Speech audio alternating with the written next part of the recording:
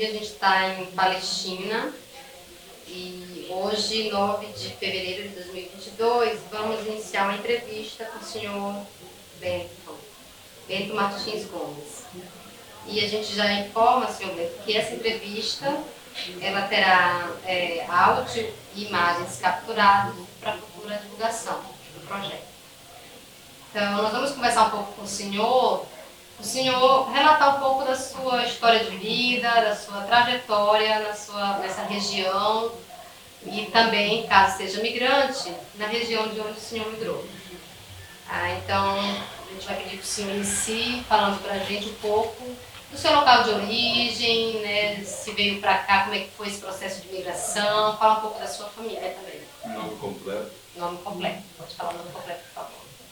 O meu nome é Bento Martins Gomes, né? Nós somos descendentes do Maranhão e eu nasci em Tocantinópolis, na época era Goiás, né? Qual o ano? 1951 e tive lá por 5 anos, né?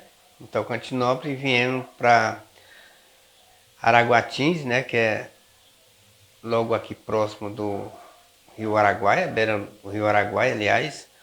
E ficamos lá por um período de 20 anos.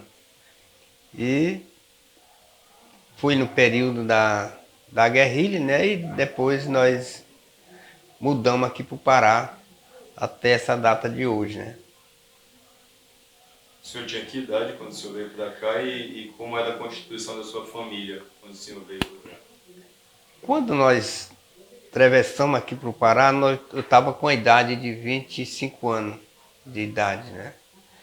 E naquele período, né, que nós atravessamos para cá, deu uns entendimentos lá com o pessoal que estava chegando, né, na época que era a época da guerrilha do Araguaia, né? Que ano que você chegou? Isso foi em 72, no dia 3 de julho de 72, né?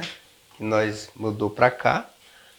E daí nós ficamos até hoje, né? Meu tio comprou uma fazenda aqui perto aqui beirando do rio e nós veio com ele para cá. Inclusive ele faleceu no dia 7 de janeiro, né? De 2021, de 2022, aliás, né? Então nós estamos até hoje aqui, né? E a nossa família é uma família que é bem unida, né? Não tem confusão, não tem briga, não tem, né, problema nenhum. E nós estamos até hoje aqui, né? E com a idade de 26 anos, né? 25 anos eu casei, né? Com essa mulher que até hoje nós moramos juntos, né? Casamos no dia 7 de setembro de 77, né? E até hoje nós estamos aqui, né? E daí, né, nós começamos uma vida não muito boa, né? Porque na época não oferecia muitas coisas boas aqui, né? E infelizmente não tinha uma fonte de renda, né? Aí era trabalhando para um para outro, né? E daí surgiu uma nova chance, né? Que foi essa ocupação que teve em 85 aqui, né? Aí onde eu trabalhava para um cidadão que chamava ele Paulistinho, né? E aí ele disse, você vai tirar um pedaço de terra para você. Aí, rapaz, mas eu não gosto desse tipo de coisa, né? Não, mas você vai. Aí até que eu vim, né? Aí nós entramos em dezembro de 85 para lá. E aí nós fomos despejados, bagunçaram nossa plantação, uma série de coisas. Onde Né? era esse lugar? Era no PA em Baubau. É no PA em Baubau, né? Aqui, cidade de Palestina do Pará. Seu Bento, assim, antes da gente conversar mais sobre a sua vivência aqui no Pará, conte um pouco mais sobre a sua vivência antes da migração. Como que era, viviam de quê, como que a família se mantinha, né, de trabalho. quantos irmãos tinha, o nome do pai, da mãe, para a gente entender um pouco a sua Eu vida sei. antes de chegar aqui no Pará. O meu pai era Paulo Gomes da Cruz, né? Minha mãe era Naísa Martins Gomes, nós só éramos 2 irmãos, né? Minha irmã era Rita Martins Gomes também. E quando nós morávamos no Tocantins, nós trabalhávamos lá numa terra lá, né?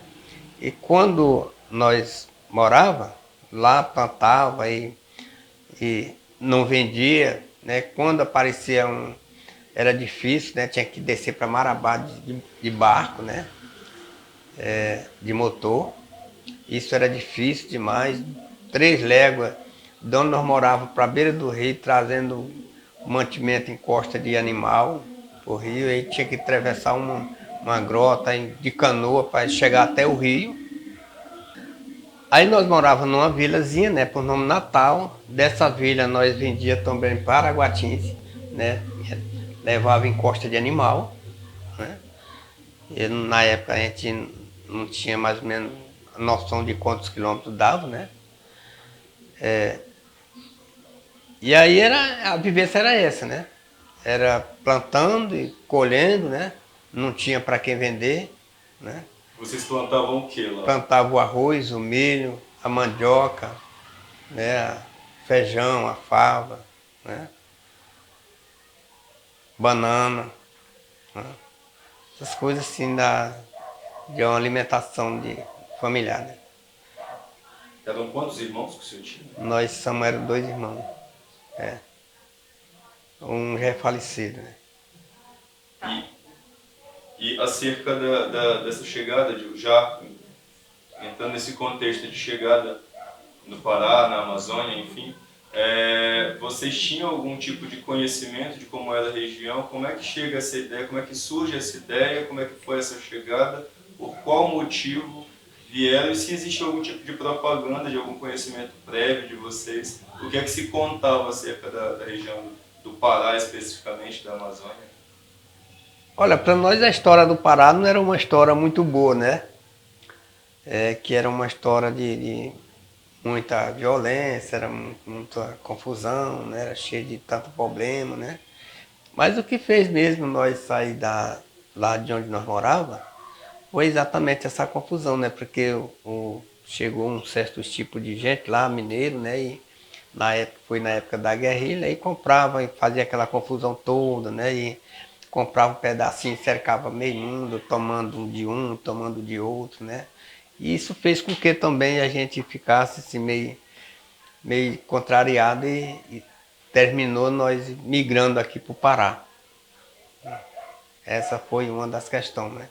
Aí chegamos para cá, né, e ficamos, né? Aí foi na época do surgimento de Transamazônica, né? Foi em 71 a abertura, né? E quando foi em 72, 73, nós mudamos para cá e ficamos até agora, né? Então, assim, saíram de lá por conta das dificuldades. Das dificuldades. E por que para cá? O que atraiu, o que motivou vocês a virem para o Pará? É porque a gente, na visão da gente, a gente achava que para cá seria melhor, né? Não tinha os problemas que estavam acontecendo. Nós ainda não tínhamos muito clareza do que estava acontecendo no momento aqui na Palestina, aqui no Pará, né? E aí fez com que, quando nós chegamos para cá, e aí a gente se deparou que a realidade estava sendo outra naquele momento, né? Então a gente deparou com várias situações aqui no Pará, né? Em relação a essa questão da violência, né? Enfim. Né? A escolha da cidade de Palestina se deveu a algum motivo especial? Já existiam parentes? Já tinham conhecimento? Já tinha uns parentes aqui. Quem eram as Aliás, pessoas? Um tio meu. Já tinha mudado. Amigo para cá. É porque começou a surgir Palestina, né? E aí eles, né, na época, disse, não, Palestina é uma vila que está sendo recém-criada, tem tudo para crescer na beira do rio, uma área turística, né? Então, no futuro, ela vai ser uma cidade de grande potencial, né? Então, também isso fez com que nós viemos para cá. E aí, como que foi foi os primeiros anos de organização? Em que vocês trabalhavam?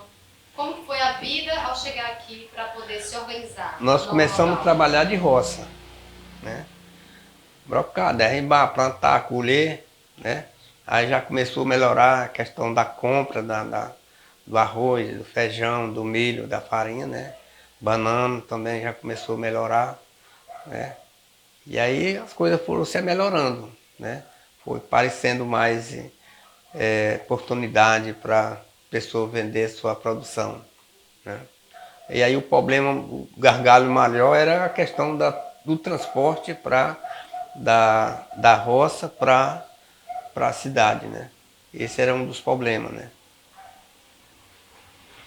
E as pessoas que já estavam aqui, como que foi essa relação? Tinha relação de vizinhança, de comunidade? Como que vocês se organizavam também? Tinha alguma organização religiosa, política? Como que foi? Olha, As pessoas eram daqui, eram migrantes também? Tinha um pessoal que inclusive a Luzinete fazia parte, né? Que era a associação de morador, né? Já tinha essa época? Não, não tinha.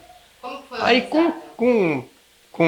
com o passar do tempo, né? E, tinha uma senhora por nome TT, né? Que é deputada, né? Que nós não se une muito bem, né? Mas na época ela criou um postinho de saúde, né? Criou um postinho de saúde e daí disse, não, vamos criar uma entidade, associação de morador, né? E daí foi. Já existia o sindicato no São do Araguaia, que na época o presidente era o seu Arlindo, deu um problema para sair, mas deu tudo certo, né? E aí criou essa associação, e aí ela saiu para deputado, para prefeita, ganhou, né, no Brejo Grande, né? Aí as coisas foi se concretizando, né, de uma forma mais melhor, né? Aí foi quando surgiu esses novo ocupação, aí criamos o sindicato de Brejo Grande, que foi, eu não lembro a data, né? Aí criamos o sindicato de lá e nós ingressemos no movimento, né? Aí as coisas foram se movimentando, foram se melhorando, né? E aí como foram surgindo essas entidades, né? Aí achamos por bem também, né? Criar, aliás, aí voltando para os assentamentos, né? Aí ficamos lá nos assentamentos, sem uma estrutura, né? Sem nada, não, vamos criar uma delegacia sindical, né? Aí criamos, aonde eu fui o representante, o primeiro representante da delegacia sindical lá. Aí criamos uma associação, o nome Caixa Agrícola de Imbaubal, né? Que inclusive o Glauco foi um dos que fez parte dessa fundação, dessa entidade, né? Aí viemos, né? Vem, aquelas confusão braba, né? Correndo com medo de pistolagem, se escondendo no mato com medo de pistolagem, né?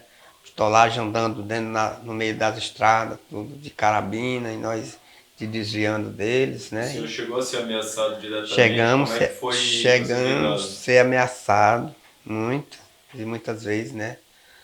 Topava com os caras no meio das estradas e o cara fazia pontapé de vinho. Aqui na minha casa. Em função de que eram essas ameaças a vocês? Era em relação à terra que nós estávamos ocupando nesse período, né? O senhor tem clareza de quem ameaçava fazer essa ameaça e por... Rapaz, tinha um cidadão aqui que era o gerente da fazenda, né? Que inclusive ele era um dos que gostava de se aparecer com essas ameaças, né? E aí a gente ficava com medo, não andava muito na rua de noite. Uma vez ainda me deram uma carreira ainda de noite aqui na rua, e aí eu morava na outra rua ali, né? E aí quando eu venho, eles toparam ele na estrada ali, aí botaram em mim, eu corri por outra rua. Aí quando eu chego aqui, eles estavam na quina, aí eu corri, entrei dentro de casa e eles pararam, né? E no outro dia tava o pessoal tinha um pessoal da FETAG aqui, né? Esqueço o nome dele. Aí foi com a polícia, né? A polícia foi onde o cara, né? E aí o cara se se afrouxou não queria nada com ele e tal, né? Só queria conversar. Disse, mas não faz bem, né? E aí, a vida foi um tempo de muito ruim, de ameaça, de Nesse tempo o senhor tinha algum cargo no sindicato? presidente do sindicato Era já, presidente já desde presidente do quando? sindicato. Quando fundou o sindicato, né, aí era o seu Giovanni que era o presidente do sindicato, né?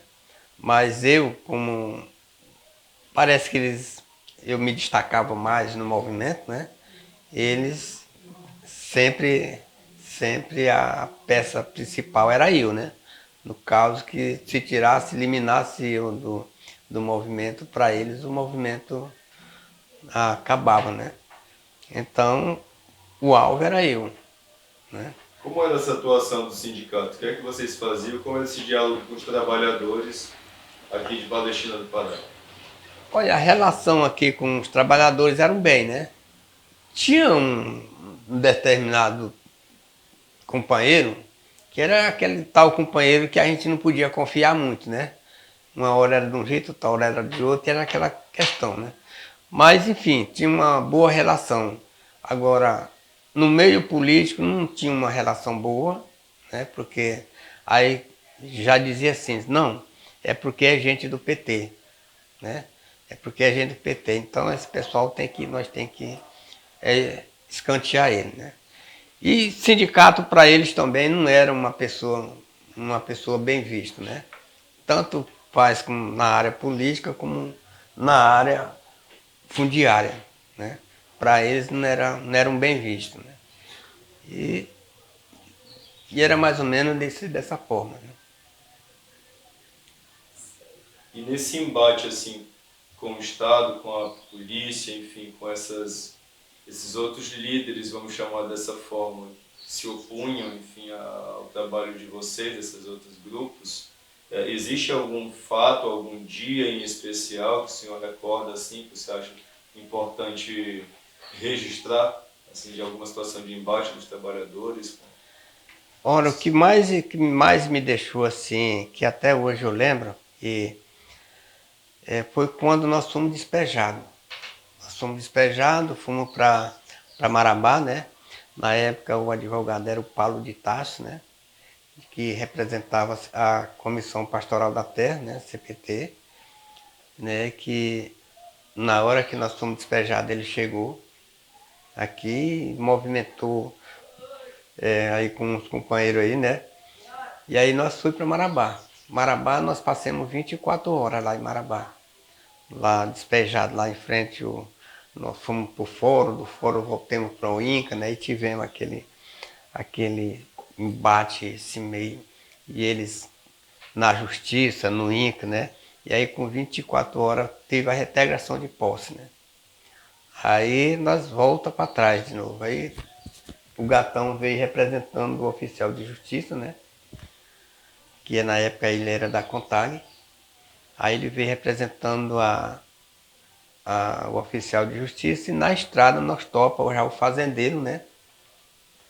E a polícia, que eles foram na frente, né?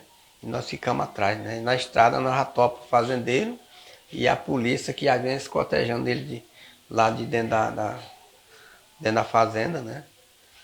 Para a cidade. E daí nós ficamos já, como se diz, já quase livres, né? Da bagunça, né? Mas não terminou por aí. Ficaram continuando enquanto não foi, aliás, desapropriada, nós ficamos continuando sendo ameaçada por esse cidadão que era o gerente, né? Eram quantas famílias? Nós era 44 famílias. O senhor já era casado? Já Já tinha era filho? casado. E como que era a situação com a sua esposa e filhos, o senhor participando do sindicato e eles, né, nesse período? O que sua esposa fazia? Ela atuava também no movimento?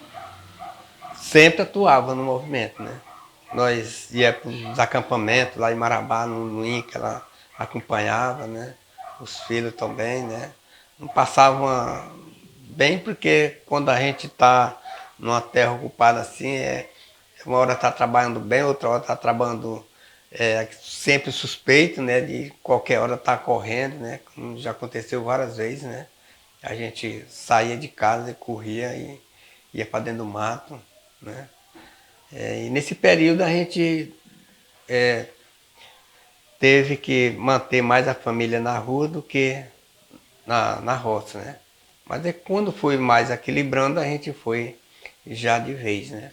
Com a família para a roça. E isso, não deixando também de falar, a malária também era um problema que deixava a gente muito abatido. E era demais, a malária era muito. Seu Bento, o senhor falou que chegou aqui em Palestina em 72. Foi isso? Isso. No período da guerrilha. Isso. O senhor viveu alguma experiência de contato com os guerrilheiros ou com os militares? Ou sabe de situação em que seus vizinhos foram inseridos nesse conflito? Não, eu não cheguei a ver nenhum deles, né? Agora, quando nós chegamos, eu só ouvia falar que fulano Osaldão, a Dina, esse pessoal, era um pessoal bem, né? Tinha um pessoal que vendia remédio, passava um remédio bem, era um bom farmacêutico, né? E, inclusive tinha farmácia aqui deles aqui, né? Só que eu não cheguei a ver, né? Quando nós chegamos já tinha saído esse pessoal, né? Mas ficou uma história deles aí, né? Muita gente conversava com eles, né? Eles ajudavam também, né? Mas eu não cheguei a ver eles. Polícia também nós não tivemos contato com polícia, né? Nós passávamos, era medo da polícia, né? Porque quando nós estávamos mexendo com gado, eles passavam baixinho em cima da gente, com um helicóptero, e a gente ficava com medo, né? Aquela confusão toda, né? De briga, né? De noite, no pátio da fazenda tinha um pé de tabocão, né? Ficava tomado lá dentro, lá, e a gente sempre podia sair de dentro de casa, né? Teve gente aqui que até cavou buraco no chão para se proteger de tiro, né? Caso viesse ter um conflito, né? Ele se proteger dentro daquele buraco, dentro de casa. Nesse período, né, primeiros anos lá de 70, como o senhor falou, estava tendo a construção da Transamazônica. E os colonos, o senhor conheceu alguma pessoa que veio migrando justamente para ser assentado nessa política de colonização, que recebeu terra? Conheceu alguém? Eu não tenho, Sabe como foi esse assentamento desse pessoal? Eu não tive muita aproximação com esse pessoal da Transamazônica, sabe? Mas a gente só via falando, né, que era um projeto, né, mas na minha visão, não era um projeto de Estado, né? Era um projeto para que eles pudessem pegar algumas pessoas que estavam querendo sair daquele sistema, né? Eu acho que mais foi isso, né? Não tenho muita clareza de como foi implantado este projeto, mas em relação a essas questões, mais ou menos no sentido, né, que a gente pôde perceber. O senhor falou do contato que vocês tiveram com a igreja, enfim, a pastoral, como a CPT, não é isso? E a pergunta é se o senhor tem uma religião e se desde quando e como foi essa atuação próxima, se houve algum trabalho que vocês fizeram junto, o sindicato e a igreja, como era esse apoio, esse sistema de parceria entre vocês? Nossa família toda são católica, né? Bem pouco. Eu tenho um filho que é crente, aliás, 2 filhos que é crente, mas a maioria da minha família todos são católicos, né? Então, a CPT, a gente começou a lidar com ela, né? Ter o conhecimento na fundação do Sindicato de Palestina. Aliás, do Brejo Grande, né? Que tinha o padre Assis, que é, eu não lembro, padre Assis. Aí veio um dia e procurou se nós realmente queria criar o Sindicato de Brejo Grande. Nós falamos para ele que sim. Aí fomos para Marabá. Aí tivemos ali na casa dos padres, ali da 28, né? Que me parece que hoje, faz tempo que eu andei lá. Dos oblatos? Hum? Dos oblatos? Da 28, uma casa dos padres ali que fica na 28. E aí nós, quando saía daqui da Palestina, nós ia para lá. Né? Eu, Raimundo Preto, né, que era mais o finado Raimundo Pubo, na época era vivo, né, nós ia para lá. Aí quando nós ia para algum movimento, nós ia para a casa dos padres lá em Marabá. Né? E ficava por lá um dia, 2 dias, né? E nós voltávamos de novo. Né? Aí começamos, né? Porque aqui já tinha a Irmã Guida, né? Que a Irmã Guida era uma peça fundamental aqui para nós aqui, né? Inclusive a Irmã Guida, eu devo favor para ela também, né? Me ajudou na época. Morava em Palestina, a Irmã Sandra, né? E várias e outras, né? Que teve aqui. Mas a Irmã Guida, para nós, o Mano foi um cara assim que ajudou bastante a gente aqui, né? Inclusive, quando minha mulher ganhou o menino, nós estávamos na Transamazônica esperando, não tinha carro. Quando ele aparece no carro, né? Aí nós viemos com ele. E o Mano para nós aqui foi assim, um incentivo muito grande, né? Passou por dificuldade também, o Mano, só via a polícia parando ele na época aí, porque era da Alemanha, né? O pessoal é meio estranho aqui no Pará, né? Aí suspeitava ele, né? Mas foi assim uma coisa assim que eles ajudaram bastante a gente. E a irmã Guida era irmã da igreja, né? De movimento, e era firme, né? Era uma pessoa que a gente tinha e tem hoje, até hoje, um respeito muito grande por ela. O senhor chegou aqui em Palestina com 25 anos de idade. Então, supõe-se que o senhor teve uma vivência na sua região, no Maranhão, enfim. Como é que foi lidar com isso? E como vocês mantiveram alguns hábitos? Era importante para vocês manter alguma coisa da cultura, enfim, dos hábitos que vocês tinham no Maranhão? Como é que vocês lidaram com a saudade? Se houve Assim, alguma situação de tentar desistir de morar aqui por conta desses conflitos? Houve a ideia de voltar para o Maranhão? Me conte. a gente ficava com medo, mas a gente não quando lembrava dos acontecimentos que aconteceu, a gente ficava, não, vamos se aguentar por aqui. E, e relembrando também um passado que a gente, quando via falar em igreja, né? Não, porque a igreja é terrorista, a igreja é isso, a igreja é aquilo, né? E a gente ficava assim, sempre um pé atrás e outro na frente, e será o que está acontecendo nele, né? Porque na visão deles, né, que a igreja ela incentivava a pessoa a fazer, entrar em invasão de terra, fazer essa coisa, aquela lambança toda, né? E depois a gente foi vendo que a história não era aquela história que eles apregavam, né? E aí, nossa família muito devota, né? Não, a coisa não está certa não, né? E aí ficamos. Acerca da vida aqui em Palestina. Como era a questão de recreação, de lazer de vocês? Como eram as práticas de diversão, de recreação aqui em Palestina? A gente fala de luta, obviamente, fala de situações complicadas, enfim, que se passaram, mas o que é que se tinha para fazer, para confraternizar com a vizinhança, com outros colegas de outras cidades? Olha, a única coisa que a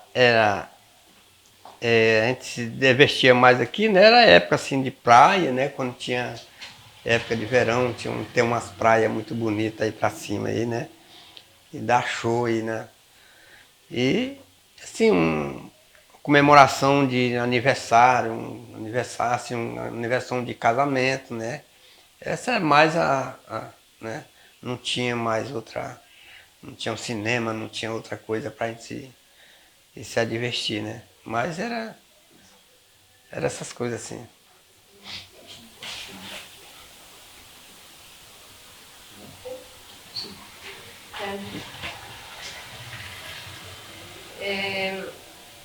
Essa organização política o senhor já falou, né? Que começou a atuar no sindicato, mas Brejo Grande foi o primeiro sindicato a ser criado. Foi. E Palestina, teve uma independência, quando foi e quais foram as pessoas que participaram dessa organização?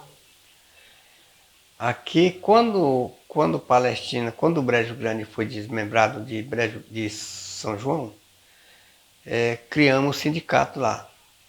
Aí no primeiro ano logo de mandato aqui, nos 4 anos, para ter 3 anos, aí tinha um cidadão por nome Raimundo Antônio Zé Bonifácio, que era uma luta, né, para a criação do plebiscito aqui de Palestina, para desmembrar a Palestina do Brejo. Só que a atual prefeita do Brejo Grande, com as suas lideranças, não aceitava Palestina ser desmembrada de Brejo Grande, né? E aí criou aquele impasse, criou aquela briga, criou aquela confusão, um grupo querendo e outro grupo não, né? Um grupo querendo criar Palestina, emancipação de Palestina, e outros querendo manter Palestina Brejo Grande, né? E aí, já no primeiro ano, já para as eleições, aí não teve mais acordo, né? Foi criado o plebiscito de Palestina. Aí vem o Raimundo Barbosa, primeiro mandato, né? A prefeito, né? Aí no segundo mandato, aí no primeiro ano de mandato, aí nós criamos o sindicato, né? Que aí vem a irmã Guida, vem o padre André, parece que é o padre André, padre Antônio, padre André, né? E aí vem outra galera, né? Que aí, no momento a gente esquece do nome, né? Aí nós criamos. Aí vem o prefeito, que é o pai da TT, né? O nome José Alves Batista, né? E esse foi um dos problemas maiores que a gente passou, né? Ele foi o segundo prefeito, o Foi, pai da DT? foi o segundo prefeito. E o senhor, nesse período, se filiou em algum partido, atuou na militância partidária? A partir de quando, qual partido e por qual motivo? Eu já me afiliei no PT, né? Não lembro a data, mas eu sou afiliado ao Partido dos Trabalhadores, né? E por eu me afiliar ao Partido dos Trabalhadores, eles criaram esse impasse, né? Que eu não, que eu era mal visto, tanto na área política como, né? Aí eu era afiliado, não, sou afiliado ao Partido dos Trabalhadores, né? E eles tinham essa grande dificuldade de entendimento comigo, né? E eu também não dava muito mole para eles, né? E aí o impasse era pesado aqui. Inclusive, o secretário de obra até derrubou uma cerca minha por problema político, né? Fomos para a justiça, aí a CPT ficou do meu lado aí até o final da história, né? Aí,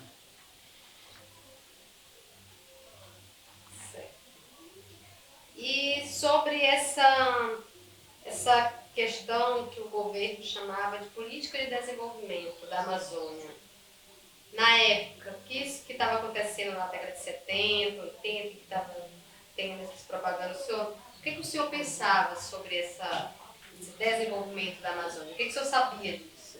olha, o que a gente tinha na mente é que o desenvolvimento, né, vinha para fazer uma coisa de revolução, né? Só que a luta, né? A luta foi assim decisiva na história do desenvolvimento aqui da região, né? Aqui da região sul e sudeste aqui do Pará. Só que essa história mas era fácil, né? A gente não tinha assim, não, não era uma coisa muito fácil, né? Só existia no papel, mas na teoria, na prática, não tinha. E como que é Palestina, assim, nos serviços básicos de sei lá, saúde, educação, segurança? Vocês têm essa assistência governamental aqui na região? Teve algum período que teve mais dificuldade com relação a esse tipo de política? Quando nós estávamos morando lá, e mora lá no Igualbal, a educação. Como é que nós vamos fazer para para educar nossos filhos, colocar eles na escola, se nós moramos a 40 quilômetros, 30 e poucos quilômetros da cidade? Qual é a forma que nós podemos fazer para manter esse menino na aula? Não, vamos criar uma sala de aula aqui no PA. Aí fizemos uma casinha de aula, né? Mas não pode porque não tem um documento. O Estado não garante, não garante o direito de fazer uma escola numa área que não tem um documento, não tem nada. Aí tinha um vizinho lá, né, cedeu lá uma área lá, umas 2 linhas. Aí começaram a fazer um colégio, postinho de saúde, né?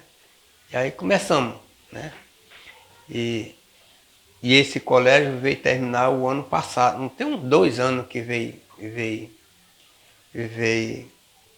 extinto. E aí já começou a aparecer carro para carregar os alunos para a cidade, né? Mas a saúde ultimamente, aliás, a educação ultimamente, ela não vem sendo muito boa. Eu acho que por causa dessa dependência da pandemia também, né? Ela não tá muito bem. Mas tem essa questão da saúde também, né? Que vem muito mal aqui no nosso município, né? Muito mal mesmo. E é uma coisa de calamidade, pode-se dizer. Eu não sei se é só aqui, né? Mas pelo menos aqui a situação não é muito boa, não. E hoje, o que o senhor faz A hoje? segurança também, eu não digo que sim, mas a segurança aqui é péssima, aqui não é muito boa, não. Aqui é complicado. Tem casa aí que acontece aí.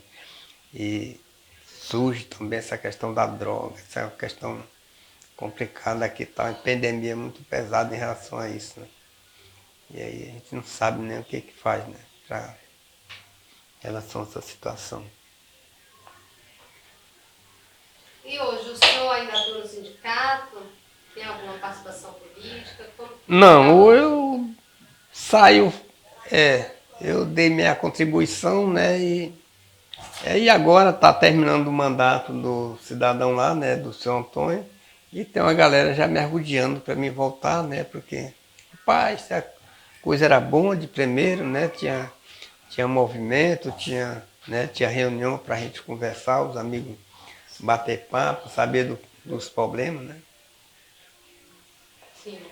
E aí agora eu acho que não vai ter outra não, é você voltar de novo. Eu digo, não, moço, bora caçar outra pessoa aí para assumir. Aí disse, não, mas vamos ver aí, né? Se não aparecer, você vai...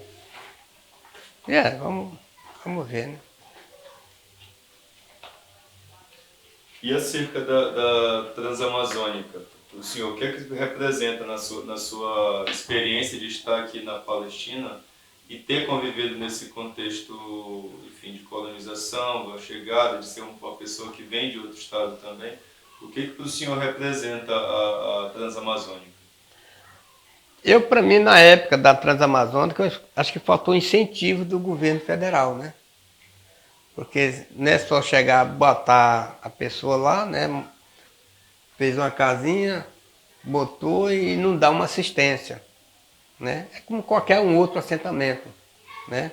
Fazer um assentamento, não fazer estrada, não dar uma assistência o agricultor, é deixar mesmo do jeito que estava, porque não vai adiantar, porque só vai dar problema, aí vende, né? Porque não tem como fazer as coações de sua produção, aí vende porque não tem a questão da saúde, aí vende porque não tem a questão da educação, né? Aí Aí vende porque não tem um projeto de qualidade para a pessoa se manter, né? Aí vem logo a pecuária, né? Que é um incentivo que eu acho que não é o correto. Né? A pecuária é bom, mas não é um incentivo que venha manter a pessoa na sua propriedade, né? Porque o que mantém é criar uma outra atividade que o agricultor possa ter uma outra fonte de renda, não se manter só na pecuária, né? Porque, digamos, quem tem 10 alqueires de terra, 5 alqueiros, 7 alqueiros, não tem condição de você criar pecuária. Tem um só vaquinha do seu leite, porque isso é normal, né? Mas para você viver da pecuária em cima de 5 alqueires de terra, a não ser que seja um 5 alqueires de terra que a gente venha fazer um manejo dela, né? Mas o contrário, eu não vejo como uma alternativa. A ideia do projeto 50 mais 50, seu Bento, é exatamente refletir sobre esses 50 anos de construção da Transamazônica, da BR-63 também, mas ao mesmo tempo traçar uma ideia, uma expectativa de como podem ser esses próximos 50 anos. A gente pensar o passado, mas ao mesmo tempo pensar o futuro. Na sua impressão, quais perspectivas o senhor tem de futuro? Quem podem ser as novas lideranças? Existem outras lutas? Existem novos movimentos surgindo? Como é que o senhor avalia e gostaria que fossem esses novos 50 anos daqui para frente? Olha, aí uns 20 anos atrás aí foi bom o movimento, né? Mas é aquela tal coisa, né? O povo diz que a, a casa do carpinteiro, né? A casa do carpinteiro, o carpinteiro faz tudo, mas a casa dele não é, né? Aí o pessoal se cansaram, não cansaram, se deixaram, porque o PT ganhou, achava que tudo estava resolvido, né? E ao mesmo tempo não foi o que a gente esperava. Não, vamos se resguardar para cá, vamos calmar que as coisas vão acontecer. Não acontece assim, né? Porque a família da gente, a gente tira por a família. Eu faço, mas vamos todos se calmar, mas vamos ter que cobrar. Fulano, vamos fazer isso, fulano. Tá. Mas nós se deixamos muito a desejar em relação aos movimentos. Aí os movimentos... Nós íamos para uma reunião e ia 600 pessoas, era coisa de louco. Agora complicou. E para a gente resgatar, tem que ter uma política de incentivação muito. Né? E aquelas pessoas já de idade não tem mais carreira para assumir as batalhas, né? E aí o jovem também tem que incentivar o jovem também para se organizar nos movimentos. Bom, a gente então está concluindo, né? Agradece a entrevista cedida pelo seu Bento, né? E deixa o microfone, enfim, a câmera em aberto, se o senhor quiser falar mais alguma coisa, mandar alguma mensagem, enfim, se não, também tranquilo, o senhor te agradece desde já. Não, só quero agradecer vocês, né, pela vinda, né, e que agradecer por mais anos e anos, né, continua aí nas entrevistas, né, e dando conhecimento também a algumas pessoas que às vezes, né, e que a gente admira também muito a faculdade, né, que são pessoas bem educadas, né, que ajuda muito, né, a gente quando ia para o movimento tinha muita ajuda também da universidade, das faculdades, dos professores, né, a gente tinha muito esse apoio. Né? A gente conheceu muita gente nesse período que a gente teve no movimento, né? Inclusive a Sueli era uma pessoa, quem é, meu Deus, a Bernadette, a gente conheceu ela também como professora, né? Luiz Carlos, Luiz Carlos, a gente conheceu ele como professor também, né? Deu uma contribuição também grande aqui para a gente, a Bernadette, Luiz Carlos, o Bressan, né? O Antônio, o menino da fase, como é que é o nome dele? Anoná. Tinha uma galera boa aí que ajudava a gente, né? Então, é isso. Pode fazer o corte? Pode. Foi isso. Ok.